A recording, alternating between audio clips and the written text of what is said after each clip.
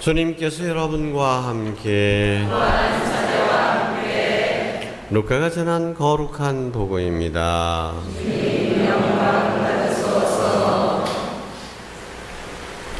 그때 군중 가운데 어떤 사람이 예수님께 스승님, 제 형더러 저에게 유산을 나누어 주라고 일러주십시오 하고 말하였다.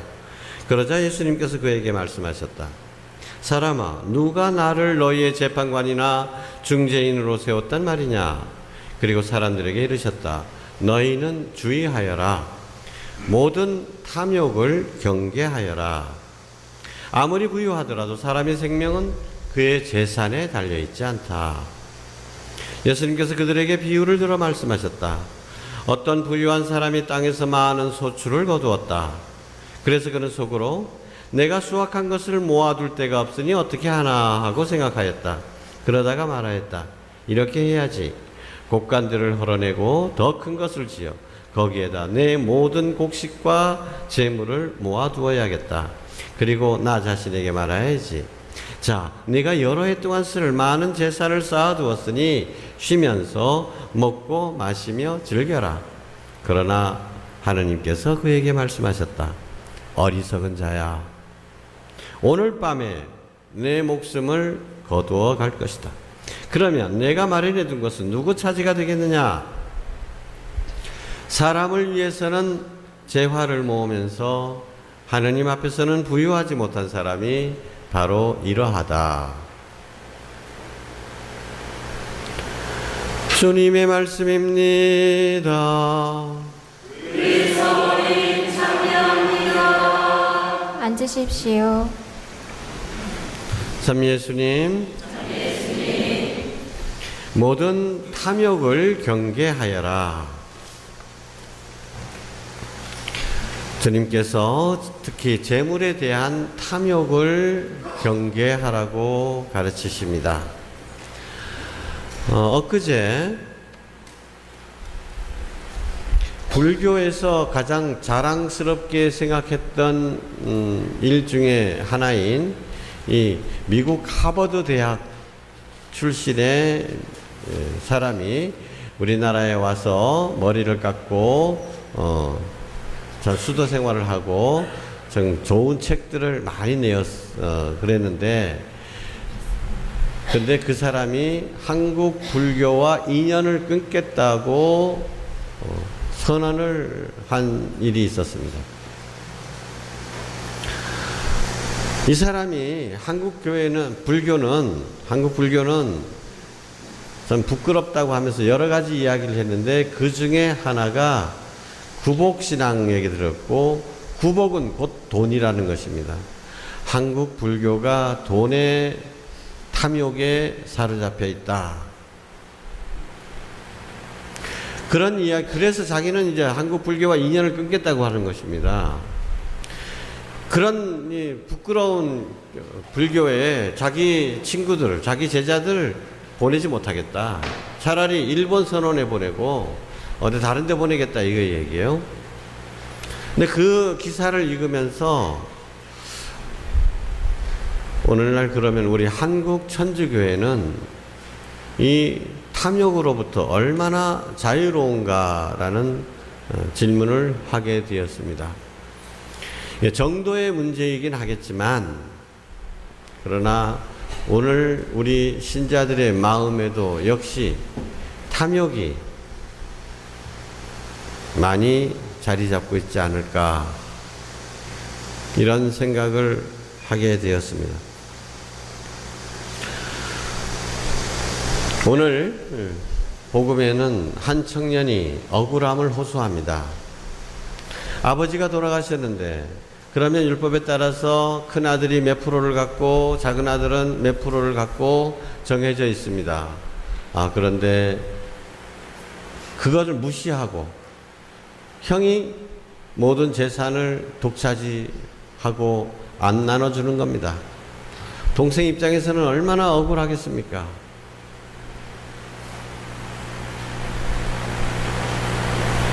근데 이 동생이 예수님한테 이런 청을 드리는 것을 보면 형도 나름대로 예수님 뒤를 많이 쫓아다닌 모양입니다. 그래 자기는 동생 입장에서는 형이 그렇게 욕심을 부리면 세상 사람들로부터 지탄을 받고 자기도 얼굴을 못 들고 이렇게 해야 되는데 자기도 나름대로 성당에서 무슨 직책도 맡고 있고 말이야. 이 성당 나름대로 열심히 일한다는 사람이 그 동생한테는 그러고 있는 거예요. 너무나 억울한 거예요. 그래서 형님한테 좀 얘기 좀 해주십시오, 예수님. 그랬는데 예수님께서 단칼에 잘라버리시죠.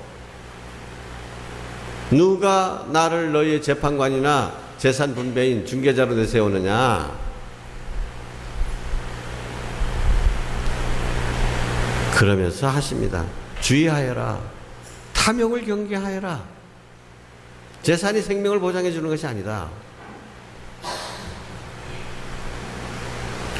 보통 이런 억울한 일을 당한 사람을 만나게 되면 우리는 어떻게 해야 될까요? 요즘 상담, 커뮤니케이션 이런 얘기가 많이 나오죠. 그럼 이거는 억울한 사람이 저한테 찾아왔습니다. 그럼 저는 어떻게 해야 훌륭한 신부가 될까요? 아이고, 요즘 흔히 말하는 공감적 경청이라는 게 있죠. 잘 들어줘야 된다. 그 아픔을 함께 나누고 잘 들어줘야 된다. 그래. 아이고, 얼마나 억울하겠습니까? 얼마나 요즘 힘드십니까? 그래, 맞습니다. 그런 죽일 놈이 어디 있습니까? 그 형도 형답지도 않네요. 이러고 그렇게 마음을 받아줘야 되겠죠. 근데 예수님의 모습은 그게 아닙니다. 그러면 예수님은 저보다 좋은 상담자가 아닌가요? 그건 아닐 겁니다. 그죠? 그럼 뭐가 문제일까요?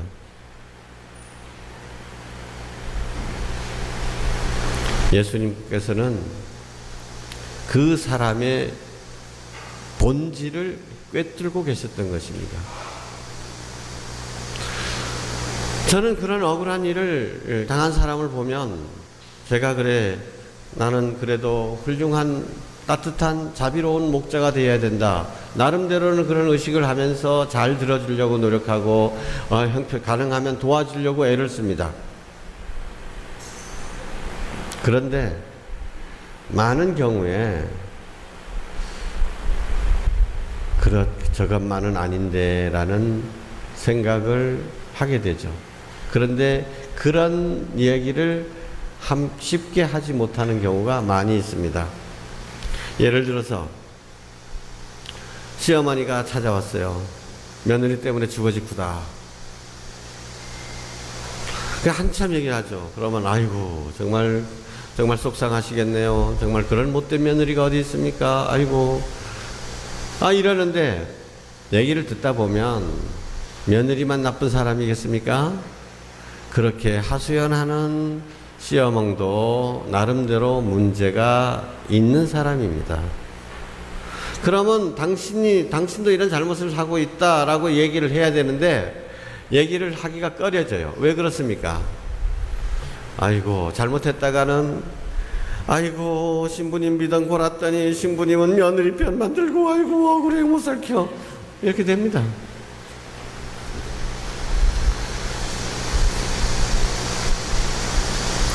정말 그분한테서 당신도 이런 부분들은 잘못하고 있는 거니까 당신도 이것에 대해서는 고쳐야 된다.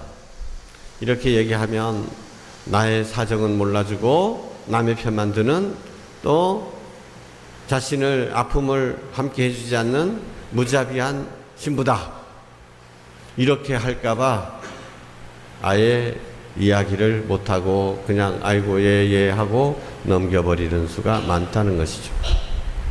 자, 그러면 결과적으로 어떻습니까? 그분이 저한테 찾아와서 일시적으로 마음의 위로는 느꼈을지 모르지만 그러나 그분의 삶에는 변화가 없다는 것이죠. 그냥 그분의 잘못 속에서 살아가게 되는 것이죠. 예수님은 저와 같은 이런 사이비가 아닌 것이죠. 여러분, 자, 이 사람 억울하죠? 형이 재산을 안 나눠줘. 그러면 보통은 그럼 이 정의를 이런 불의를 바로 잡아줘야 된다. 그래서 이건 어디 고소하십시오. 이거 재판 걸면 무조건 이깁니다. 이런 식으로 하는 것이 정말 좋은 일인가? 예수님께서는 그래가지고 그 사람이 재산을 나누어 받았다 할지라도 그에게 도움이 되는 것은 없고 차라리 그 재산은 없는 것이 그에게 더 유익하다. 재산을 그렇게 억지로 나누어 받아봤자 그 사람에게 있어서 재산은 더 독이 될 수 있다. 이걸 바라보신 겁니다. 그 사람의 삶 속에서 자기는 정의를 이야기하고 있지만 사실은 탐욕에 사로잡혀 있는 것이죠. 예수님께서는 그를 탐욕으로부터 해방시켜 주시기를 원하신 것입니다. 사람답게 살기를 원하신 거예요. 자유롭게 해주고자 하시는 거죠.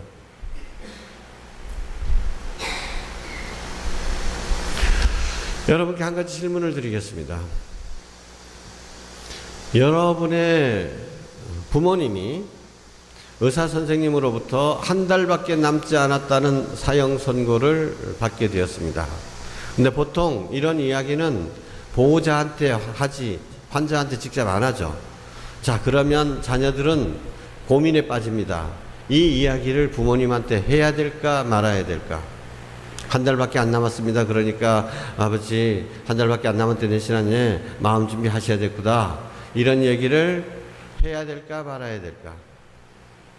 하겠다는 사람 손 들어보십시오. 난 그거 하겠다.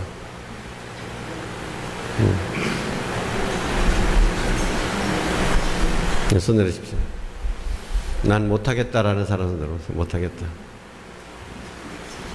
못하겠다. 자, 그러면 다른 질문을 드리겠습니다. 내가 한 달밖에 안 남았는데 나한테 의사가 사실대로 얘기해 주십시오 얘기하는데도 얘기를 안 해주고 보호자한테 들으십시오 그래. 근데 보호자가 한 달밖에 안 남았다는 걸 내 자녀들이 한 달밖에 내가 안 남았다는 것을 알고 있으면서도 말을 안 해준다. 여러분들은 자녀들이 그 얘기를 나한테 해주기를 바랍니까? 말 안 해주기를 바랍니까? 해주기를 바라는 사람 손으로 오십시오. 해주기를. 자, 이건 뭡니까? 나 같은 경우는 얘기해라라고 얘기해 주기를 바라면서, 만약에 얘기 안 해준다면 나는 뭡니까? 그 좋은 인생의 마무리를 할 수 있는 기회를 놓치게 되는 것입니다. 그래서 나는 그렇게 살다가 갑자기 죽고 싶지 않아요. 난 준비하고 가고 싶어요. 그런데도 부모님한테 말을 못하는 이유는 무엇이죠? 무엇이죠? 우선은 부모님이 실망하게 될까봐, 부모님이 더 아프게 될까, 마음 아파할까봐, 그래서 그런 거죠. 내가 그런 얘기를 하면 잔인한 것이 아닐까. 그러나 사실 잘 생각해 보십시오. 그것이 진정으로 부모님을 위하는 길일까요? 그것은 내가 잔인하기 싫어서, 내가 부모한테 모진 말을 했다, 이게 싫어서, 내가 싫어서 나를 위해서 안 하는 것이지 진짜로 부모님을 위한 것이 아닙니다. 우리는 이런 식으로 살아가는 거죠.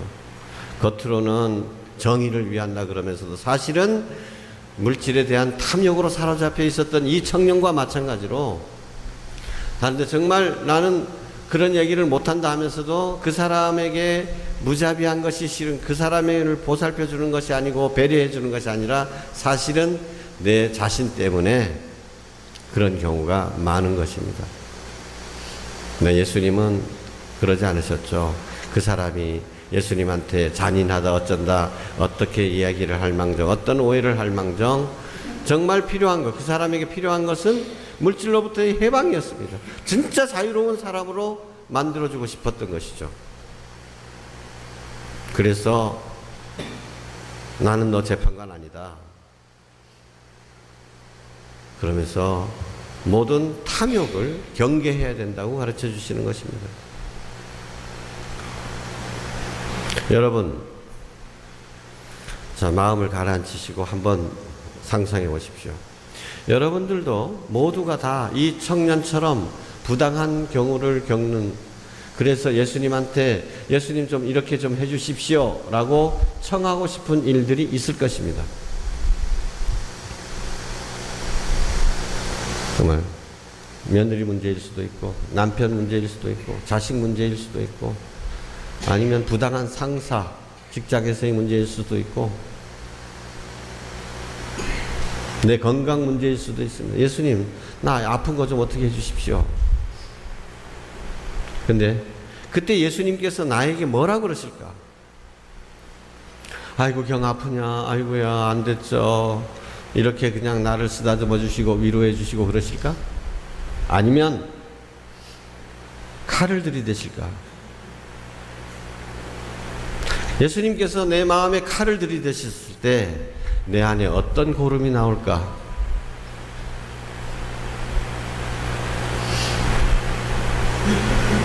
나는 가정 문제라고 생각하지만 사실은 내 안에 또 다른 탐욕 때문에 그런 불만을 갖고 있는 것일지도 모릅니다. 또는 하찮은 문제인데 버려야 될 것인데 나 자신에 대한 집착 때문에 나 자신의 명예 때문에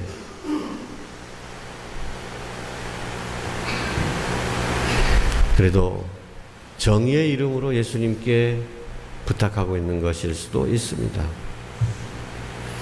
내 자신을 잘 들여다봐야 됩니다.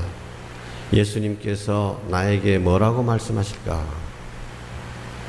예수님께서 모든 것을 다 꿰뚫어 보고 계시니 그 예수님의 지혜를 청합시다. 내가 지금 무엇에 사로잡혀 있는지, 어떤 탐욕에 사로잡혀 있는지, 그래서 불만을 갖고 있는 것인지, 예수님께서 이 청년을 자유롭게 해주셨던 것처럼 저도 온갖 탐욕에서 자유롭게 해주시도록 기도합시다. 아멘.